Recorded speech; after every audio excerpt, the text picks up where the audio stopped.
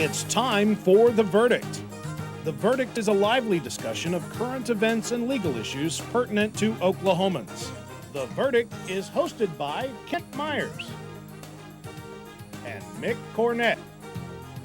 It's time for The Verdict. Hello again and welcome to the set of The Verdict. Mick Cornett with Kent Myers. We're here every Sunday morning at 9 o'clock with interesting guests, and one of our most popular and frequent guests is on our show today. Yes, Joe Castiglione, the athletic director at the University of Oklahoma, has kindly agreed to come back and talk to us again this Sunday morning about what's going on. I think we've styled the show OU Athletics and Update. That's what we're going to try to do this morning, is to find out just what's going on in all aspects of the athletic department, something of great interest to many of our viewers. And we, by the way, when Oklahoma State University is able to fill that position that Harry Birdwell is vacating, we'll have the Oklahoma State University we'll invite the Oklahoma State athletic director to come back on and do the same thing. So we're not trying to discriminate, but we're pleased this morning to have Joe join us again. And we'll hear from Joe when we return. This is The Verdict.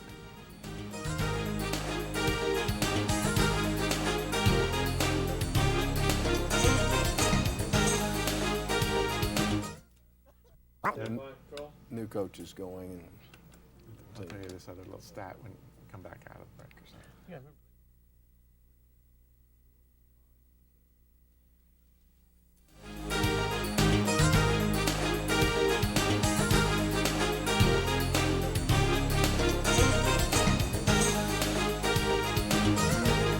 Hello once again, Mick Cornett on the set of The Verdict. Kent's going to introduce today's guest. Once again, we're pleased to have the athletic director from the University of Oklahoma, Joe Castiglione, join us for what is actually his 8th visit to The Verdict, and we're awfully pleased he'll give us that much time.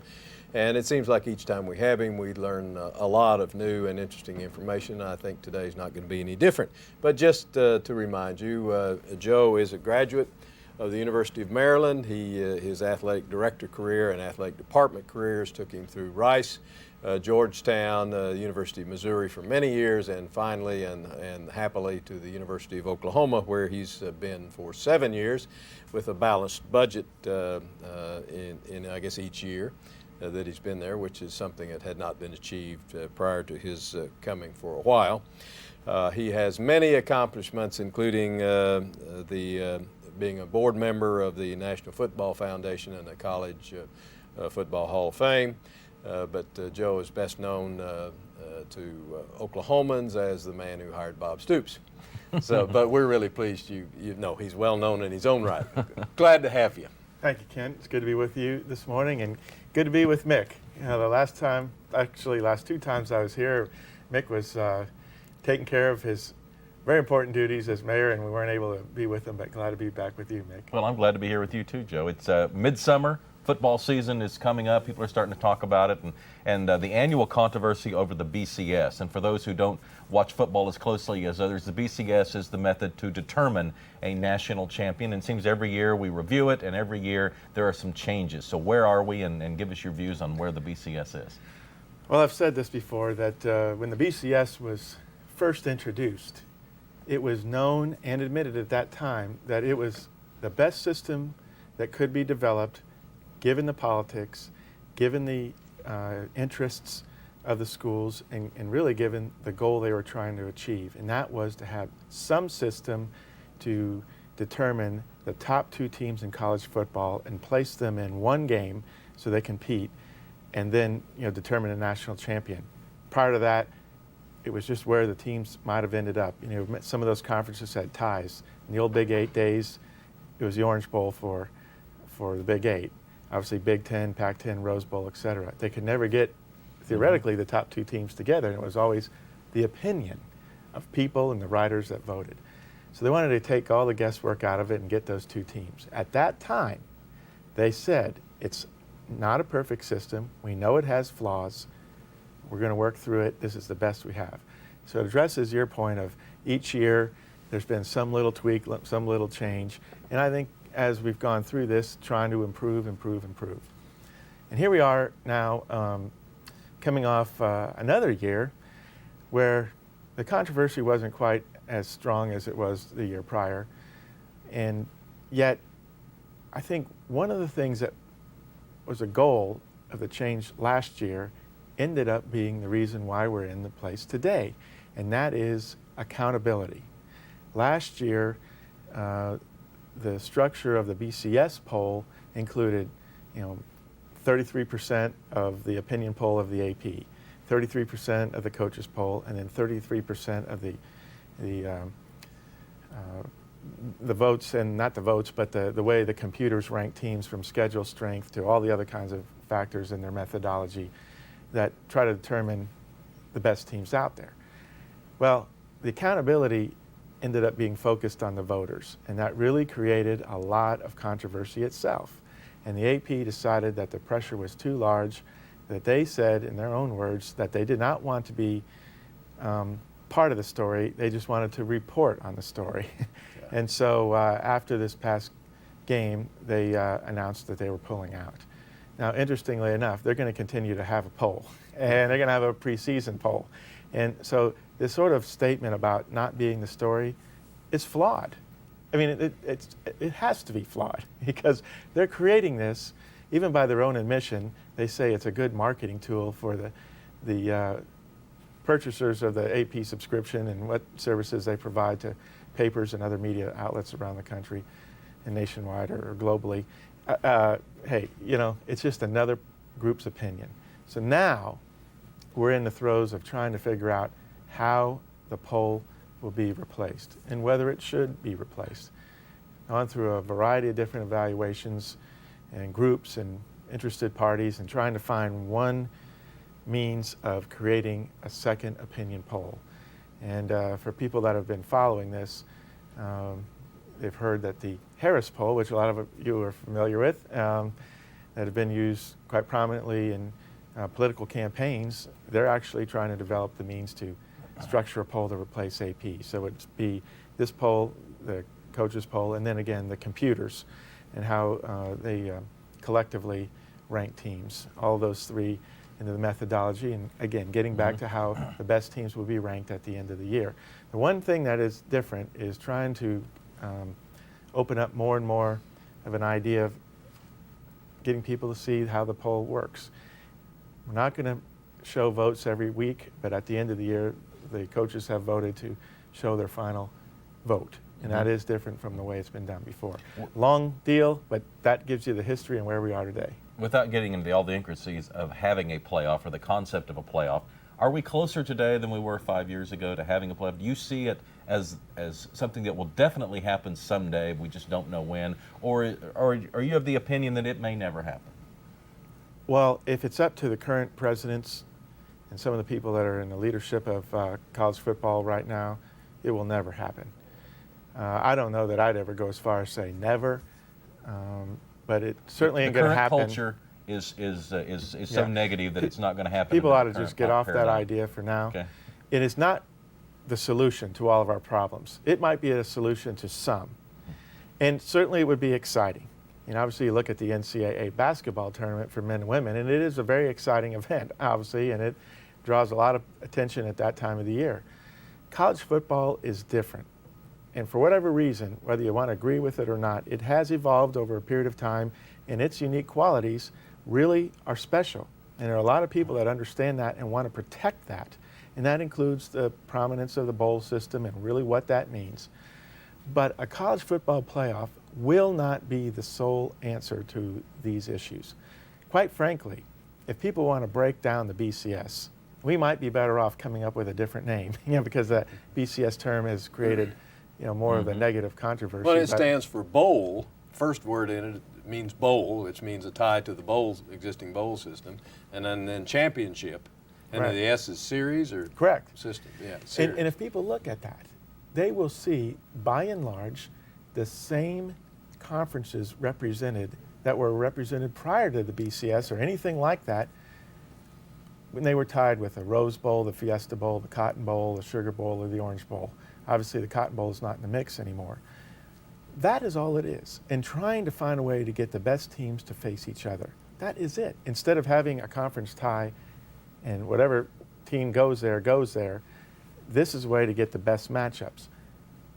In a way, it's sort of like, a playoff, but obviously they play one game and that's it. But the playoff concept really appears if you study the regular season. At no time in college football history have we had more intrigue, more suspense, more excitement every week of the season. Every game, regardless of what they are, means something. And that has been extraordinarily healthy for college football.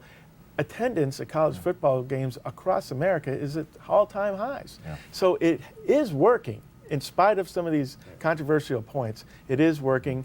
As I said at the outset, it was never said to be the perfect system, but it is a very good one, and we keep finding a way to make it better. You're absolutely right. In my opinion, as much as I'd like to see a playoff, you're absolutely right that in basketball, regular season games are de-emphasized because everybody knows there's a tournament down the line anyway, and that will really determine the champion. So you're absolutely right. We need to get to our first break. Let's Joe go. Castiglione, the University of Oklahoma Athletic Director, is our guest. We'll be right back. This is The Verdict.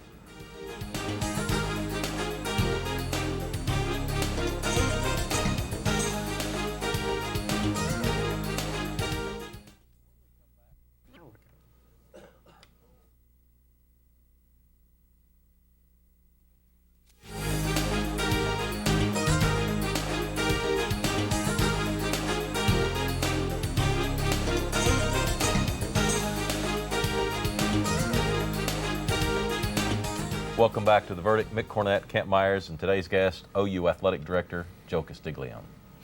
Joe, there have been recent announcements where you filled a couple of positions, head coaching positions at OU, and I'm not necessarily going to ask about those, but I would like to know, and I'd like for you to tell our viewers about, as athletic director, just how do you go about finding replacement coaches? Do you have a process you use? Does it vary depending upon the sport? Just kind of fill our viewers in on how you go about filling vacant positions. First of all, Kent, there is always a process. Sometimes it's an extended process, sometimes it might be abbreviated. It depends on the situation, the time of year, other factors that might be in play. For instance, when we hired Coach Stoops, it was really important for us to try to move the process along as quickly as possible because the recruiting period was right there, right upon us. And a new coach coming in and having a short amount of time to put a recruiting class together before signing date was very critical. Coaches searches that occur at the end of the season, say during the summer, where the recruiting has already been done, even though they might be out evaluating for a following year, you've got a little bit more time, so you can have something that's more conventional. The key is there's always a process. Whether we decide to elevate somebody that may already be on campus or look around the country and see who might be interested in coming here. Of course, as you know, there are all kinds of contractual entanglements that could prevent somebody from coming or have to be dealt with. We have a process, open application, and sometimes, depending on a search, a targeted recruitment. And they sort of parallel each other. We meet all federal hiring regulations as well as those that we have here in the state or on our campus. And then when we're ready to make an announcement, we make an announcement. A lot of people do it differently, and there are all sorts of ways to get it done. Personally, I have a more confidential type process, particularly when you're dealing with targeted recruitment. Others like to have the open style. They like to go around and let everybody know who they're going after, and it gets real public in the newspaper, and there's all those denials of denials, and it gets through that piece. I don't like to go through that. People are talking about changing their lives, doing something different. You'd like to give them the chance to talk about it confidentially. So that's how we get to it, and realizing there's all kinds of hiring issues that we face during the course of the year, staff or coaches. The one thing I do want to emphasize, the process is there and it's inclusive. We want to make sure that it's open, that people who do meet or exceed the qualifications of a certain job have a chance to apply and be considered. The NCAA has been looking into your men's basketball program. What can you tell us about that? Well, as you would imagine, there's very little I can say publicly. The review has been a joint one. We've been working hand in hand to look into what is called contacts and whether they were permissible or not. It basically deals with phone, and when we have a chance to finish that review, which we hope is coming up here very shortly, and have the information to provide, and we will make whatever we can public and let people know how this has been vetted out and corrective action that's been taken and how we move on. So you have an internal investigation as Yes, well as absolutely. It's an a joint. NCAA It's a joint review. Okay. And we've been working together for several months now. And we're getting close to finishing, which is good. Let me change the subject. There doesn't seem to be any end to the building going on down at Norman on the campus, athletic facilities or otherwise. But bring our viewers up to date on where OU is insofar as sports facilities are concerned. What's been completed, what's being worked on, and what are you contemplating for the future? We talked before the show this morning, and it might be fun to go back to those first visits I had and talked about the vision and what it would take and the capital campaign and then the actual design process and then the phases we went through constructing, and now many people are enjoying, both student athletes and coaches as well as our fans enjoying all those improvements. So far, we've raised well over $125 million for capital projects. A good part of that has been spent. The two projects that I'd say to you now, one is about to be finished here in a few weeks, and that's the renovation of the inside of McCaslin Fieldhouse, our historic fieldhouse. You know, it used to be the site of basketball, still is wrestling. We've had concerts. Elvis Presley played there, Elton John, Jimi Hendrix. I mean, I was sitting in there one night at a volleyball match thinking, wow, you know, it's had some big time acts in there over the years. But anyway, it really hadn't had anything done to that building on almost 40 years, you know, other than just your basic Band-Aid, you know, quick maintenance. So that'll all be done. And then we have the external renovation and restoration that will be done at a later time. Soccer and tennis, the two competitive facilities were built. We've been using them for the last 3 years, and they've been awesome. We've hosted Big 12 and NCAA championships at tennis. Now we're going to get the permanent facilities underway this fall, and they will be in place for the 06 season. Last but not least, people want to say, where are you going next? And we're in the midst of beginning the evaluation process of how we structure the strategy to deal with facility improvements, enhancements, or expansion 5 and 10 and 15 years down the road. We are never going to let this program ever fall into the position it was once in when we started this whole renaissance. You cannot let that happen. And so between just ongoing maintenance and upgrading to always focusing on how we keep things state of the art, we're putting together the most comprehensive plan that I don't even know if anybody in the country has ever done anything like this, but we're going to do it here and have that in place. So regardless of who you ask that question, they're going to know what's on the master plan for years to come. Game times of college football games getting a lot of talk. You're moved some games to 11 o'clock. I think there's a 12 o'clock game scheduled. Television dictates a lot of that. Your views and what feedback are you getting? Mick, actually, we dictate a lot of that. You know, yes, we have television contracts, but the institutions in the Big 12 sign the contract. We negotiate it, we work through the fine points, and when they're done, it's signed. Now, once you sign a contract, it's binding. And we might have a little wiggle room to adjust and, you know, consider some unique requests that might come our way. But in terms of game times, we like to try to protect certain things, and we have, like homecoming this year. Last year we didn't. This year we said, look, you can't come in 2 weeks before the game, tell us to change the homecoming. We have all these activities. It's not right. Well, they saw our side of it, but it doesn't necessarily mean we can pick and choose when we're going to appear. It's either you're on and you're a part of this contract or you're not. And I fully understand what our fans who don't like the early kickoff say, or some don't like the late kickoffs. You ask somebody that's driving in from 3 or 4 hours away, they don't like the 6 o'clock kickoffs, you know. So you sit and go through the stands, you could get a variety of opinions. But television is so important for us, not just the exposure benefits, because you think about it, we are selling out and have been for 6 years, going on 7. There are so many people out there that want to see these games that can't get tickets even if they could buy them. They're just not available. And then the exposure that exists in our program, how good it is, recruiting. And let's also admit the economic piece of it. You know, that those television dollars, along with all the other ancillary sources of revenue, help us fund a big, big program. And if you want to be successful in baseball and wrestling and volleyball and track and all that, those programs don't make enough money to even pay for themselves, let alone make a profit. So we have to make it on other sports like football and basketball and be able to fund a program that is really focused on competing for championships. So that's it. You know, you're either going to be part of the contract or you're not. You're going to have to take some of the good with the bad. We'll say this in closing. If you look back over the last few years, there's never been more than 2 games at 11 and 11:30 in a season out of the 6 or 7 home games we might have. So we're going to get them out of the way right off the bat.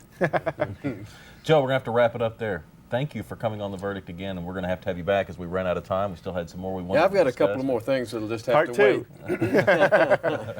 We'll have Joe Castiglione on again. Oh, that would be appearance number 9. It will. Right? It will. That'll be on a future Sunday morning edition of The Verdict. Kent and I'll be back with the final word after this.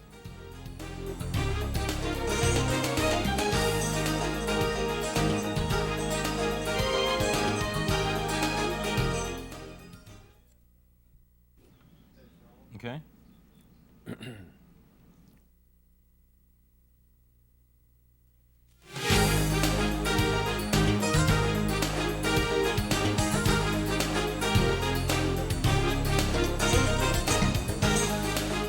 We are back on the set of The Verdict, wrapping up the show with OU Athletic Director Joe Castiglione. One of our favorite guests, one of our more frequent guests, and we're pleased he was able to join us this Sunday morning. And we'll have him back because we had 4 or 5 other questions we didn't have time to get to. But the state, to answer our question, OU athletics and update question mark, I think the answer has to be in quite good shape. They seem to be progressing on all areas. Their coaching vacancies don't stay vacant very long and are filled with people with very impressive resumes. The existing staff and coaches seem to be excelling at all levels. They seem to complement the university's academic pursuits in ways that David Bourne is very proud of, and I think the complementary nature of athletics and academics is demonstrated no better than at the University of Oklahoma. We like to give website information out as well. You can get more information on today's guest at Soonersports.com. And of course, the university's website is ou.edu. Kent and I'll be back next week. See you then.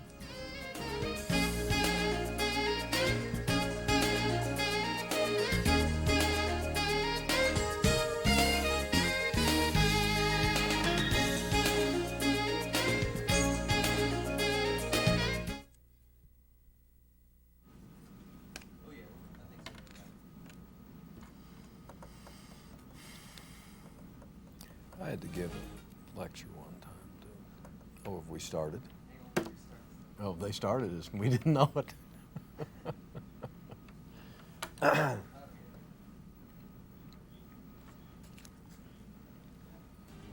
Hello there, Mick Cornett with Kent Myers. We're here every Sunday morning at 9 o'clock hosting a show called The Verdict. And this Sunday we are welcoming back Joe Castiglione, the athletic director at the University of Oklahoma.